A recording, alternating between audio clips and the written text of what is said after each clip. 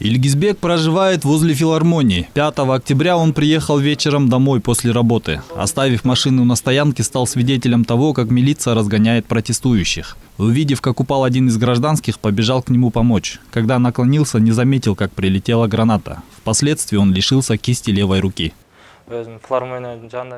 Увидев такой беспредел со стороны силовиков, я тоже не остался в стороне. Сначала они нас заставили бежать до филармонии, потом мы дали отпор. Впоследствии они начали отступать назад. Возле кинотеатра «Россия», оказывается, ждали еще больше милиционеров. Затем они окружили нас и начали применять силовые методы. Потом увидел, как упал один молодой парень. Хотел поднять его и убежать вместе, но не успел. Прилетела граната и взорвалась. Осколки разлетелись по всему телу.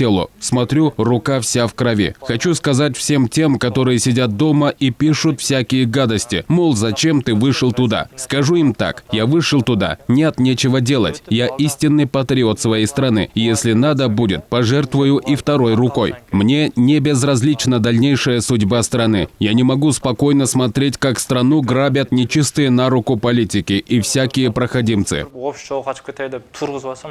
Таких, как Ильгизбек, было много. Со слов пострадавших, они вышли на акцию протеста для того, чтобы выразить свою гражданскую позицию. Причиной недовольств стали итоги выборов, прошедших накануне. Они получили травмы разной степени тяжести. Состояние у большинства из них оценивается на сегодня как удовлетворительное. Митингке партиялардын артынан барган жокмун. Кыргызстандын келечегин жоготуп албайлы деп баргам. Прямой эфирден эле көрүп калдым. Митингке чыгайын деген ниетим жок болчу. Прямой эфирди көрүп отурсам башында мирный эле болуп турган. Анан кейін бір кезде провокация башталып кетти, эмне болуп кетти, түшүнүксүз болуп калды, взрыв болду, ата башташты. Ошондо эл үчүн элди колдоп эле баргам. Элдин арасында эл катары эле басып баратканда эле уже граната түштү, андан башка эмне болгон? Балдары көтөрүп кетишти. По данным Минздрава, во время прошедших митингов пострадали 1218 человек. На данный момент лечение получает 220 пациентов. Один из них в реанимации. С 5 октября по сегодняшний день в национальный госпиталь поступили 215 пострадавших с различными травмами. 88 из них были госпитализированы. Остальные после оказания первичной медицинской помощи были отправлены на амбулаторное лечение. Среди них были резиново-пулевые повреждения, последствия взрывчатых. И кроме того, там были мелкие последствия удара камня и так далее, и так далее. Иногда толпа проходили там всякие удары.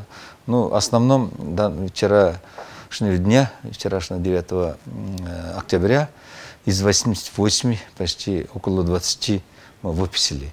Некоторые служащих, особенно национального госпиталя сотрудники и милиции, они в состоянии удовлетворительности, сами они добровольно, они в состоянии лучше, они выписались. По словам заведующего отделением пластической реконструктивной микрохирургии кисти национального госпиталя Керима Бейерманова, в ночь с 5 на 6 октября начали обращаться молодые люди с различными травмами. Большинство пострадали в результате взрыва светошумовых гранат и резиновых пуль. Садыбакасов Изат поступил к нам 5 октября примерно в 21:30. Он один из первых пострадавших в результате взрыва светошумовой гранаты. Травмы: взрывная рана левой кисти и правой нижней конечности стопы. В экстренном порядке был прооперирован. На сегодняшний день проходит лечение. Температуры нет. Состояние удовлетворительное.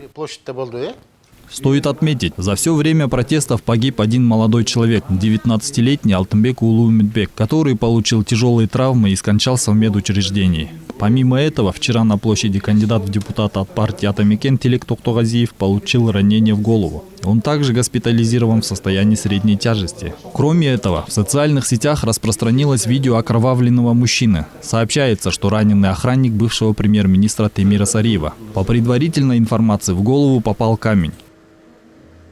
Азамат Кенжешев, Алтынбек Саакиев, Нью ТВ.